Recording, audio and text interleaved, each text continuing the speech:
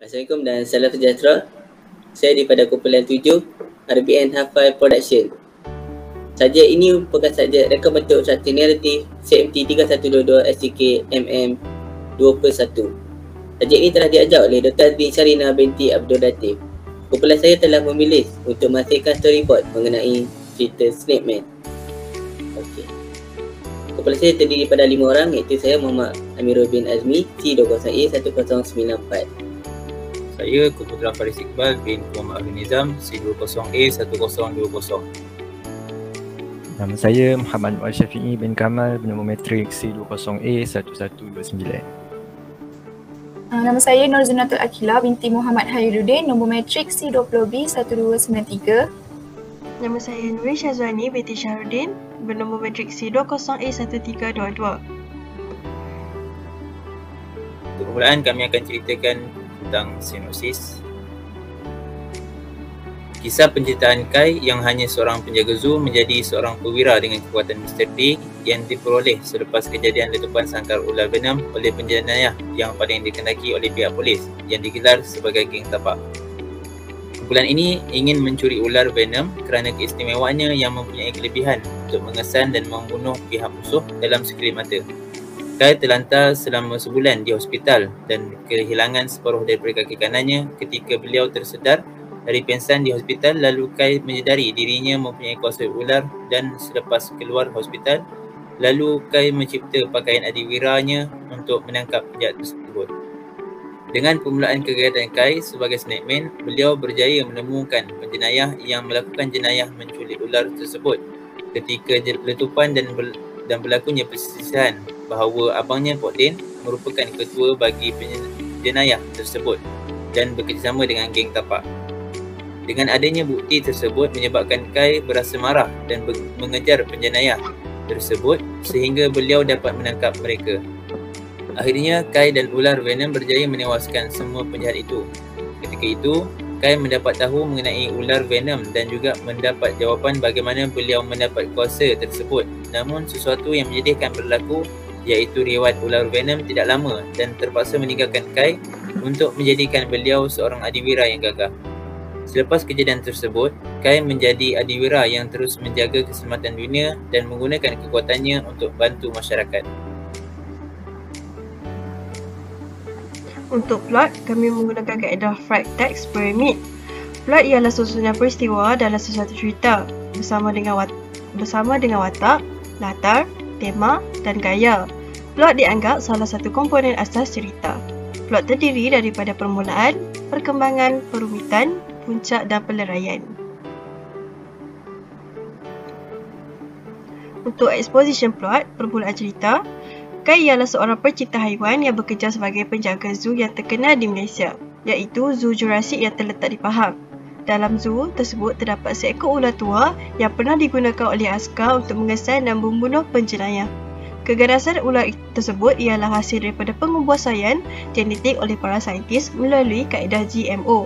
Ular itu lebih dikenali sebagai ular venom yang mampu membunuh manusia dalam sekelip mata. Sepanjang Kai menjaga ular tersebut, banyak cubaan daripada orang luar untuk mencuri ular itu. Namun, cubaan daripada mereka gagal kerana kawalan yang sangat ketat oleh pihak zoo. Pada suatu malam, terdapat bunyi letupan yang kuat berlaku di sekitar sangkar tersebut. Setelah Kai sedarkan diri, dia tidak dapat merasakan kaki kanannya akibat daripada letupan yang kuat tersebut. Dalam keadaan panik, Kai mendapati ular venom telah bebas daripada sangkarnya dan ular itu juga dalam keadaan yang lemah. Ular itu menjalar menghampiri Kai dan lalu menyengatnya. Setelah itu, sekumpulan lelaki yang mencurigakan muncul daripada bawah tanah dan membawa ular venom itu bersama mereka. Sekumpulan lelaki yang mencurigakan itu merupakan penjenayah yang paling dikendaki oleh pihak polis yang dikenal sebagai geng tapak. Setelah mereka pergi, Kai sempat melihat tatu yang dimiliki salah seorang geng tapak tersebut yang menunjukkan simbol tapak kasut. Selepas itu, Kai berasa pening lalu terus pingsan di tempat kejadian dan Kai dimasukkan ke hospital.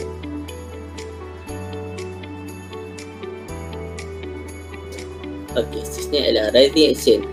Setelah sebulan Kai dimasukkan ke hospital Rauf Pahang, dalam keadaan tidak sedarkan diri, akhirnya dia pulih sepenuhnya. Namun, kehilangan kaki kanan akibat letupan bom tersebut. Kai diberi cuti rehat selama 2 bulan bagi tempoh fisioterapi. Pada masa yang sama, ketua geng tapak iaitu Pok Din berjaya mendapatkan ular venom merancang menggunakan ular venom untuk membunuh puak abangnya yang memiliki simpanan dada dan harta yang banyak. Setelah beberapa hari, Kai dibenarkan pulang ke rumah. Dia merasakan sesuatu yang berlaku pada balutan kaki kanannya. Hari demi hari, Kai merasakan balutan kaki kanannya tidak selesa hinggalah dia membuka balutan itu dan dapati kakinya semakin menumbuh. Kai amat terkejut sehingga terjatuh dari kursinya. Pada masa yang sama, dia juga dapati cecair hitam keluar dari belakang badannya untuk menampungnya daripada terjatuh. Sejak dari kejadian itu, Kai dapat merasakan bahawa dia mempunyai kuasa yang luar biasa. Dengan kuasa yang ada, Kai terfikir untuk menyelamatkan ular tersebut dan melepaskan penjenayah geng tapak. Seterusnya yang ketiga ialah Cosmix, iaitu kemuncak cerita. Kai berhenti bekerja dan melalui pelbagai latihan seni bela diri, silat untuk mempersiapkan dirinya menyerang geng tapak yang telah mencuri ular venom dan melakukan kejahatan dengan meletupkan sangkar ular tersebut di zoo. Kemudian, Kai mengambil keputusan untuk menjahit baju khas adiwiranya dan menamakan dirinya sebagai Snake Man sebagai langkah untuk berjaga-jaga agar keluarga dan juga orang yang rapat dengannya lebih selamat dari ancaman penjahat jika mengetahui identiti Kai sebagai Snake Man. Setelah seminggu di rumah, kakinya telah tumbuh sepenuhnya seakan-akan pertumbuhan otak seperti kaki bayi yang baru lahir dan kemudian kaki Kai tersebut membesar sendiri mengikut umur Kai hanya dalam masa beberapa hari kembali jadi normal. Dengan ada kakinya yang baru dan normal serta kekuatan venom dalam badan Kai, kuasa itu membolehkan dirinya melaksanakan tugas sebagai Snake Man. Pada hari Pok Din ingin menyerang abangnya, muncullah Kai di kawasan tersebut dengan penampilan baju suitnya yang penuh bergaya. Kai ataupun Snake Man dapat menghidu bau lokasi ular venom yang terdapat dalam sebuah lori kontena sebesar ular tersebut.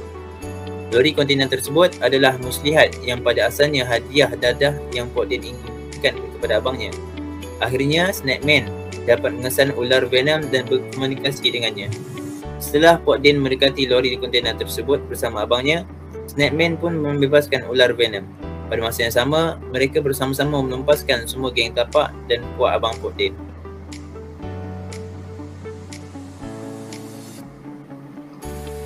Untuk polling action, dalam kesibukan membunuh penjenayah, Snake Man dapati ular venom semakin lemah.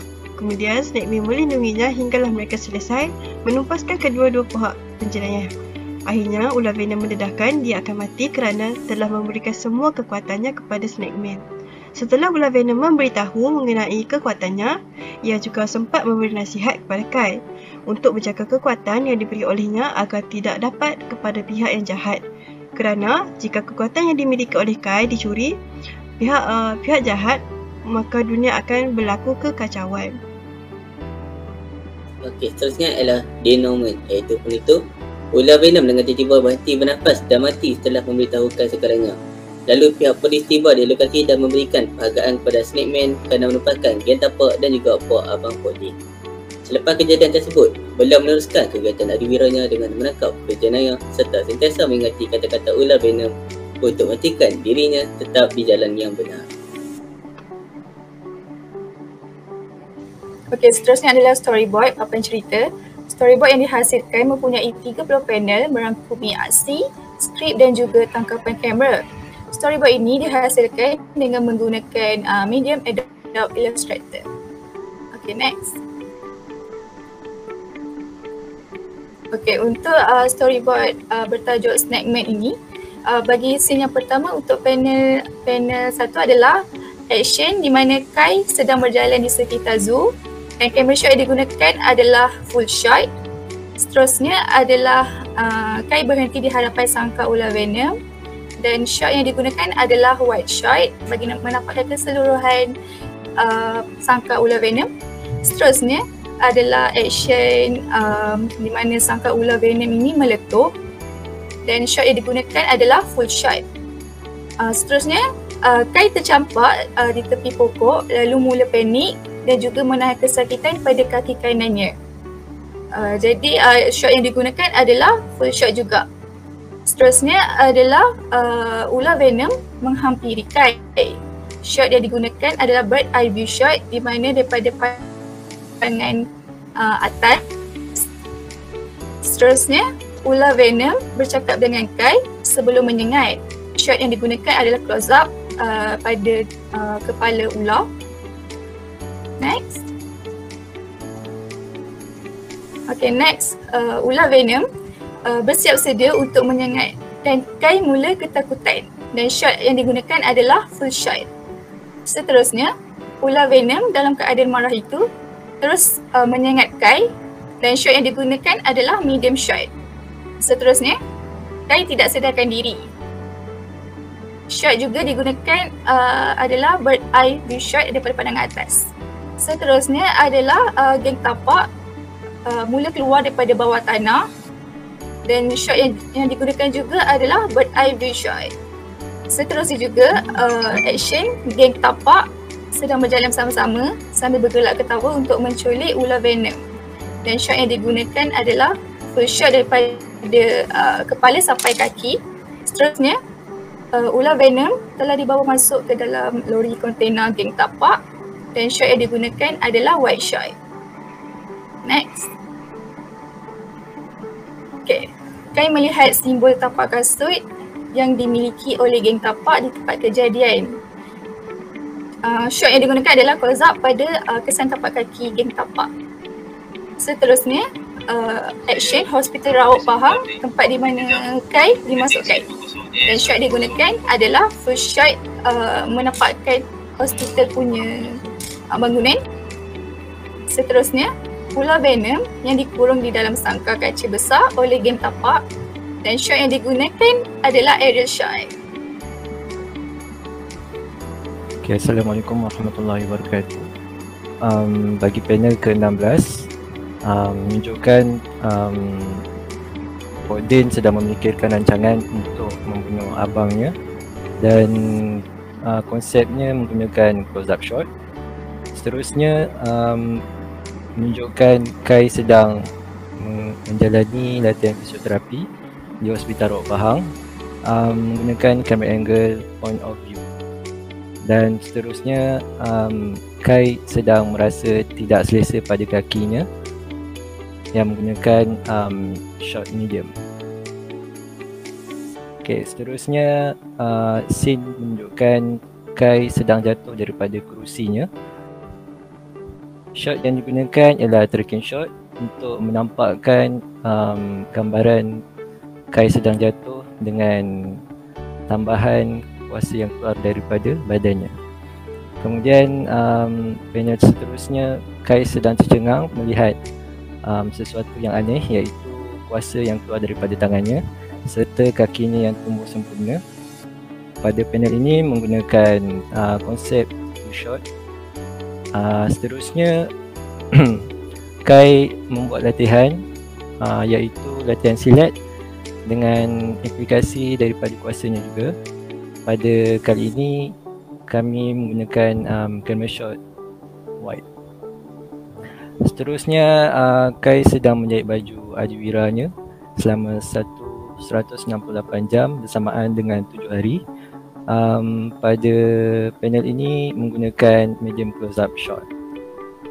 Selain itu, panel seterusnya menunjukkan gambaran Snakeman, iaitu menggunakan full shot bagi nampak keseluruhan gambaran bagaimana konsep dan binaan ataupun rekaan Snakeman ini dibina.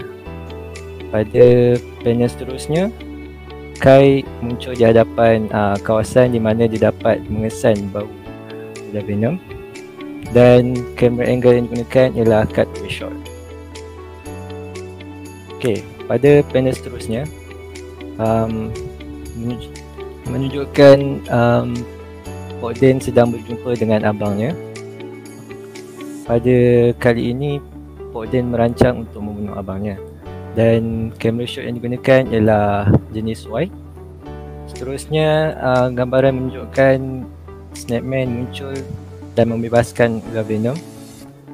Kamera angle yang digunakan ialah extreme wide shot. Okay, pada panel seterusnya menunjukkan Kai ataupun Snakeman sedang menumbuk antara puak abang Odin ataupun geng tapak. Pada panel ini menunjukkan close up shot bagi menampakkan aksi yang sedang yang dimainkan oleh Snapman. Seterusnya gambaran di mana Snapman dan ular bersatu untuk menumpaskan Pokden dan juga abangnya. Kali ini kami menggunakan Dutch angle shot. Seterusnya pada panel ini Snapman sedang bersedia atas kematian ular Venom. Pada angle ini kami menggunakan high angle shot. Dan pada bahagian terakhir sekali ialah Snapman ataupun Kai mendapat anugerah daripada pihak polis atas segala sumbangan yang telah dilakukan. Kami menggunakan camera shot medium close up shot. Sekian, itu saja. Sekian, terima kasih kepada setiap ahli yang bertugas melaksanakan setiap projek ini, yang membuatkan skrip, yang membuatkan storyboard dan juga membuatkan di awal story ini berlangsung. Dan saya berharap kepada penonton yang melihat video ini agar mendapat sedikit moral value ataupun sedikit maklumat dan juga mendapat apa yang disampaikan dengan jelas. Okey, itu saja daripada saya dan juga rakan-rakan saya. Sekian, terima kasih.